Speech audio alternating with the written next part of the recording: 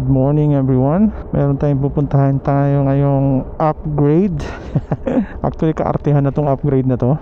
Pupunta tayo sa Leon Motorcycle Parts and Accessories. Bibili tayo ng Kenda white side wall. Wow!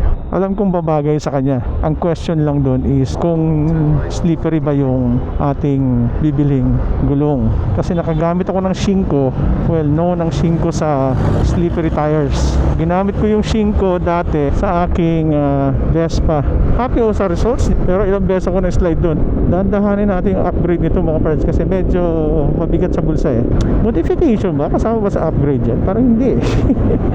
Pag sinabi mo kasing upgrade, parang para sa akin lang I think yung gulong, upgrade yon. Pero pag sinabi mong modification, parang pinaganda mo lang. Like yung mga nagpalit tayo ng panels nito. Magpapalit tayo ng panels nito eh. Lagyan natin puti. So, hindi ko matawag na upgrade yon. Instead, as modification, modify mo lang. Hindi siya upgrade talaga. Ang concept ko kasi talaga dito sa ating motor, maliban sa gumastos ng gumastos, pwede nyo akong hindi gayahin. Pwede nyo rin akong gayahin kung gusto nyo gumastos. Concept kasi natin dito, yung malamig sa mata, yung masarap siya tingnan. Hindi parang kahit sabihin natin ordinaryong motor lang to mga parts, parang kakaiba siya sa iba. Yung kulang ako sa pansin, in other words. Yun lang yun. At least kahit paano hindi ka pogi eh. Hindi ka naman pogi, so doon ka na lang po pogi sa mga motor mo. Wala naman akong paggagastusan. So okay lang yun. Other than that mga parts, bibilihan pa pala natin to ng tire pressure monitoring system. Importante sa akin yun. Lahat ng motor ko meron ganun. Lahat sila. Kahit yung Vespa ko meron. Yun ang bagay na kailangan yung mag-invest. Masyadong malaking bagay yun. Malaking tulong yun sa pag nagmumotor ka. At least malalaman mo kung flat ka na ba or running flat ka na ba. Nagbi-blink yun pag talagang kulang na yung gulong, hangin ng gulong mo eh. Pag na-flatan ka along the way, lalo pag nag-long distance ka, alam mo kaagad na in critical condition na yung hangin mo. So better alam mo yung ganun kaysa mag-running flat ka. Mas mahirap yun. So dito na nilagay yung TPMS or didikit na lang natin dito somewhere para at least alam natin na malalaman natin kaagad. So nung pinaano pala natin itong mga parts, yung sa AutoGoat, satisfactory from 1 to 100. Satisfied naman ako kahit paano. Siguro mga yung honest opinion ko sa AutoGoat, kasi ang ginawa kasi dito mga parts, siyempre ceramic coating, di ba? Hindi ko matabing 100%. Siguro mga 79%. Ganun ako ka-happy. Yeah, 79%. Kasi kung talagang dinetail nila itong maayos, dinetail nila talaga to, di sana yung pagkatapos nito, hindi ko makita yung aking center stand na madumi. Nakaligtaan nilang linisin yung center stand ko. Sobrang daming putik. Kaya nga ako pinalinis yung Kaya ako nga pinalinis yung aking motor at pinaseramik ko. Kasi nakaseramik na to pinaseramik ko pa uli. Kaya ako pinadetail sa kanila. Kasi para matanggal yung mga putik-putik sa ilalim. Kaso pag silip ko sa ilalim, ang dumi. Nakaligtaan linisin. Feeling ko talaga kasi alam nila kasi malinis na to. Binaf na lang to sa harap at hindi nila tinignan yung detail na ganun. Hindi nila pinaliguan to. Feeling ko. I don't know siguro kung winashing nila, hindi nila na nakita yung ilalim. Pero bakit? Hindi nila nakita yung ilalim. Yung nga yung sobrang visible eh. Yung center stand ko sobrang dumi niya talaga. As in, duming-dumi talaga siya. Tapos na yung ceramic, madumi pa rin. Ano nangyari yun? So hindi ibig sabihin hindi siya nalinisan, hindi siya ni-washing. No comment na lang ako eh. Satisfied naman ako. May 79%, hindi nga lang 80%. Hindi ako 100%. Kasi marami pa dito sa panel dito sa ilalim, itong mga matte na panel, hindi naman nilinis eh. Marami pa siyang mga mga itim-itim. Pati dong sa upuan ko sa bandang ilalim, sa may yung natatamaan ng sapatos. Sabi nila hindi na daw matanggal. Imposible hindi matanggal yun. Kung nagdi-detail ka talaga, natatanggal yun. Natatanggal nga yung scratch ng ng kotse tapos ibabuff mo eh. Ito, sapatos lang yun, nadudumihan lang. Paano nangyari yun? Paki-explain.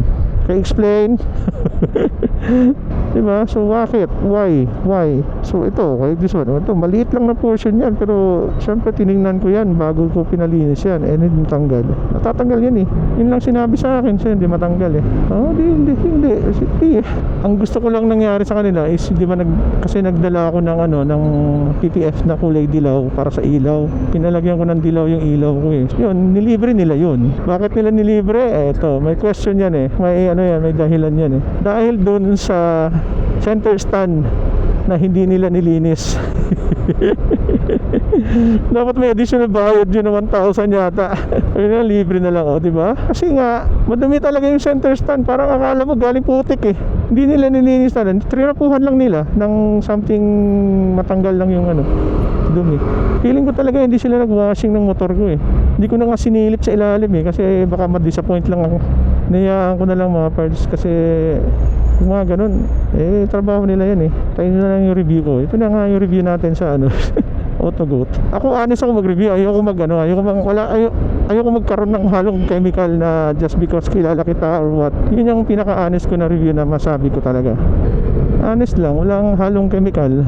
So yun lang masabi ko sa Autogoat. Maganda service nila. Sa tao nila, sobrang the best ang nila, service nila. In terms of customer service, magaling yung customer service nila talaga. Hands off ako dun. Sobrang galing. Kasi maasikaso talaga sila sa mga kliyente nila. Pag alam mong patayo-tayo ka lang dun, talapitan ka agad. Sir, ano pong motor nyo? Ano pong kotse nyo? Ito po ba? Sige sir, ganito po kasi yung gagawin natin dyan. Mga ganun. So magaling sila sa ganun. Sobrang galing. Magaling training nila. So yun lang, siguro isolated cases lang siguro yung akin. Nagkaligtaan lang talaga nila na linisin yung aking ilalim. Since ganun ang nangyari, ganun ang sasabihin ko, syempre. Hindi naman nila sinadya yun. Ako honestly saying na hindi talaga nila sinadya yun. Nagkataon lang talaga na I have a feeling na hindi nila hinugasan yung motor ko. Kasi yung pagdating ng motor ko, malinis na eh. Malinis na talaga, as in. Malinis naman talaga motor ko eh. Kasi napaceramic na to eh. Tininan pa lang nila yung motor ko, malinis na eh. So feeling ko, hindi talaga nila hinugasan yun bago nila pinaceramic o pinabuff. Feeling ko trinapuan lang nila ng basa tapos binuff nila. Yun lang yun. Tapos yung ilalim hindi nila pinansin. Yun lang. Isolated case lang pa. Kaya masabi ko isolated cases yun. Kasi baka ako lang yung kaganon. Di ba? Hindi naman halos lahat siguro ng customer nila ginanon nila. Hindi naman siguro. I don't think so. Kasi mabait sila sa customer nila eh. Ako lang siguro nagsabi noon ng 79% kasi yung iba malaki yung percentage. Pero sa akin yun lang yun, 79% talaga. Pero I highly recommend pa rin Autogoat than any other ceramic coating company. Itong Access, pag bibili kayo ng Access mga parts, it's not really meant for speed. It's meant for riding your motorcycle in a very easy and calming way. Ang importante, makapunta ka lang sa gusto mo puntahan, hindi ka malilate, pwede ka magsingit-singit, yun ang importante doon. Huwag kayong bumili ng Access pag ang purpose nyo is yung speed. Mahina ang ilaw nito para sa akin mahina siya, hindi siya ganun kalakas. Yun lang siguro yung kailangan mong i-upgrade doon, ang ilaw tsaka yung busina. Yung busina kailangan talaga malakas ang busina eh. If you're looking for speed, mag 150cc kayo mga parts, or mag-aura kayo kung gusto niyo mas maganda. Mura lang naman yun, 138. Ako average ko sa gasolina dito mga parts 47 kilometers per liter. Ako yun, kasi depende kasi sa pagpiga. Sa weight condition ko, 85 kilos ako eh. Minsan 86 pag dumadami yung kain. Ganun yung weight condition ko. Medyo malaki akong tao. Yun yung aking average, 47. Nakailang 47 ako, 47.1, 47.7, mga ganun yung aking average. Dalawang beses na. Nung pagpunta natin ng Marilaki, naka 50 kilometers per liter ako doon. Kasi dire-diretso yun eh. Yung 47, kasama na yung traffic doon mga parts. Kung gusto niyo ng speed, then wag ito. Yung looks niya babaguhin ko, pero yung makina, I don't think so. Okay na ako dito. Good boy na to. Hindi masyadong mabilis, hindi masyadong malakas, sakto lang. Nasa middle lang. Kaya kung bibili kayo ng Access mga parts, don't expect anything faster. Agility, okay lang. Sakto yun sa akin yung agile. Niya medyo maneuvering, okay naman. Hindi naman ako ganun kagaling sa maneuvering, pero at least kahit paano pwede ko siyang isingit-singit.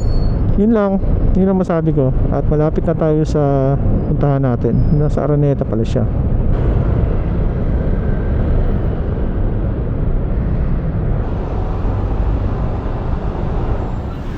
Kasi yan bro? Oo, kasi yan. Sige nga. Basta kasya ha. Oo, kasi yan. Brad, balot sa bakal yan Brad ah. Tingnan mo nga naman oh. Nalutan ng dito. Ayan ha, kung gusto nyo bumili ng ano dito. Magkano ulit? Magkano? 4, 3 380. Dalawa na yon. Oo. Okay. Diba? First time sa Suzuki Access na magkaroon ng ganyan.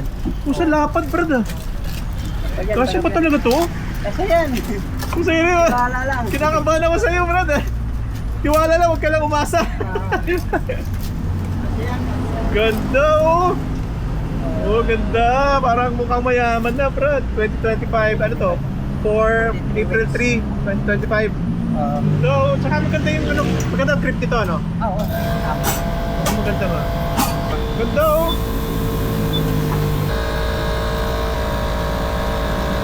Seryoso?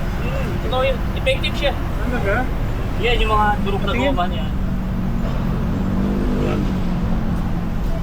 Super Valiant, super quality Gen 1 parts, tire sealant. Wow. Niya yung mga natubo. Suitable for all types of tires, no corrosive film. Kasya pa siya talaga? Yung sukat niya kasi parang pang ano lang eh. Parang pang Bergman. Oo, parang Bergman, oh.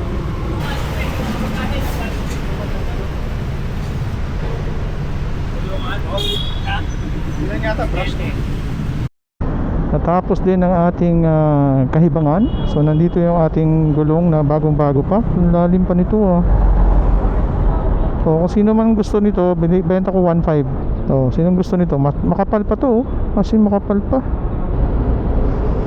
Happy customer here. Hey! Wee! Sobrang happy ako sa gulong ko. Uy! Maganda yung kenda ha. Let's see after 1 month or 6 months natin gagamitin to, kung meron ba tayo ma-experience na slippery. Sa 5 ko kasi dati ano siya eh, nung yung parang yan nga gutter na ganyan, nag-i-slide ako dyan eh. Pag pinaakyat ko na siya, ayun lang. Kung chill ride ka lang naman, pwede na. Pwede na tong gulong na to. Kung gusto mo lang naman pumorma, gandahan nyo na yung gulong nyo. So another upgrade today. Today is an upgrade, not a modification. Happy customer here. So saan tayo pumunta kanina? Doon tayo sa Leon's Body Motorcycle Parts and Accessories. Ayan o, Leon's Body Leon's Boy Motorcycle Parts and Accessories, Araneta Avenue, Quezon City. Nilinisan nila yung aking gulong bago natin ipalarga. So again, benta natin ng 1.5 to. Pag merong gusto, tutuusin, pakapal pa talaga siya. Okay, hanggang dito na lang mga parts. Salamat sa mga nakikinig. Another upgrade again to my Suzuki Access 125. Always remember, stay safe, ride safe, God bless, bye.